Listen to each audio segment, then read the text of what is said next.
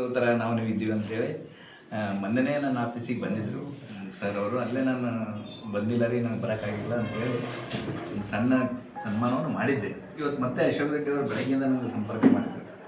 V ಒ sir ನಾವು ನೀವೆಲ್ಲ ಸೇರಿ ಹೋಗೋಣ ಅಂತೇಳಿ. ಅನಿವಾರ್ಯ ಕಾರಣಗಳಿಂದ ನಮ್ಮ ವಿ ಒ ಸರ್ ಬರೋಕ್ಕಾಗಲಿಲ್ಲ. ಅವರು ರೆಡಿಯಾಗಿದ್ದರು, ಬರ್ತೀವಿ ಅಂತ ಹೇಳಿದ್ರು. ಬಟ್ ಚಾನಲ್ ಈಗ ಆಫೀಸಲ್ಲಿ ನಿಮ್ಗೆ ಗೊತ್ತಿದೆ, ಹೀಗಾಗಿ ಅವ್ರು ಬಂದಿಲ್ಲ. ಟೋಟಲಿ ನಮ್ಮ ಶಿಕ್ಷಣ ಇಲಾಖೆ ಪರವಾಗಿ ತಮಗೆ ಮೊಟ್ಟ ಮೊದಲೇ ಹೃತ್ಪೂರ್ವಕ ಧನ್ಯವಾದ ಹೇಳಲಿಕ್ಕೆ ಇಷ್ಟಪಡ್ತೀನಿ. ಯಾಕಂದರೆ ನಮ್ಮ ಶಿಕ್ಷಕರಿಗೆ ಇಂಥ ಒಂದು ಸ್ಥಾನಗಳು ಸಿಗೋದು ತುಂಬ ವಿರಳ. ನಮ್ಮ ಶಿಕ್ಷಕರನ್ನು ಸಹಿತ ಗುರುತಿಸ್ತಾರಲ್ಲ ಅನ್ನೋದನ್ನು ತುಂಬ ಖುಷಿ ಕೊಡ್ತಕ್ಕಂಥ ವಿಷಯ. ಅದರಲ್ಲಿ ನಾವಿದ್ದಾಗೆ ಇದು ಆಗ್ತಾಯಿದೆ. ಕೊನೆ ಗಳಿಗೆಯಲ್ಲಿ ನಾವು ಹೊರಟುವಾಗ ಸರನ್ನು ಗುರುತಿಸಿ ಒಂದು ಒಳ್ಳೆಯ ಸ್ಥಾನವನ್ನು ನೀಡಿ ಜಿಲ್ಲೆ ತುಂಬ ನಮ್ಮ ಸೇಡಮ್ ಹೆಸರು ಜೊತೆಯಲ್ಲಿ ಕೂಡಲ ಸರ್ಕಾರಿ ಹಿರಿಯ ಪ್ರಾಥಮಿಕ ಶಾಲೆ ಅಂತಲೂ ಬರ್ತದೆ. ಅವಾಗ ನಮಗೆಲ್ಲ ಖುಷಿ ಕೊಡ್ತಕ್ಕಂಥ ವಿಷಯ ಇದೆ. ಇನ್ನೂ ಏನು ಹೆಚ್ಚಿನವರು ಒಂದು ಇದು ಮಟ್ಟಕ್ಕೆ ಹೋಗಲಿ. ನನಗೆ ಅವ್ರ ಬಗ್ಗೆ ಗೊತ್ತಿರಲಿಲ್ಲ ಇಷ್ಟು ಆಳವಾಗಿ ಅಧ್ಯಯನ ಇದೆ ಅಂತ.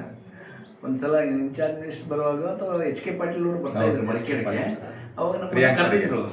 ಮತ್ತು ಚೆನ್ನಾಗಿ ಬಿ ಒ ಸರ್ ಇರಲಿಲ್ಲ, ಎ ಸಿ ಸರ್ ಆಶಪ್ ಸರ್ ನನಗೆ ಕೇಳಿದರು, ಶಂಕರಲಿಂಗಪ್ಪ ಇದು ಯಾವ ಗುಡಿ ಚಿದಾಪುರ ನಾಗಾವಿ ಇದಕ್ಕೆ ಇದ್ರ ಬಗ್ಗೆ ಸ್ವಲ್ಪ ಯಾರಲ್ಲ ಅಂತಂದರೆ ನಾನು ಇವ್ರ ಹೆಸರು ಹೇಳ್ಬಿಟ್ಟಿದ್ದೆ ಅದು ಆ್ಯಕ್ಚುಲಿ.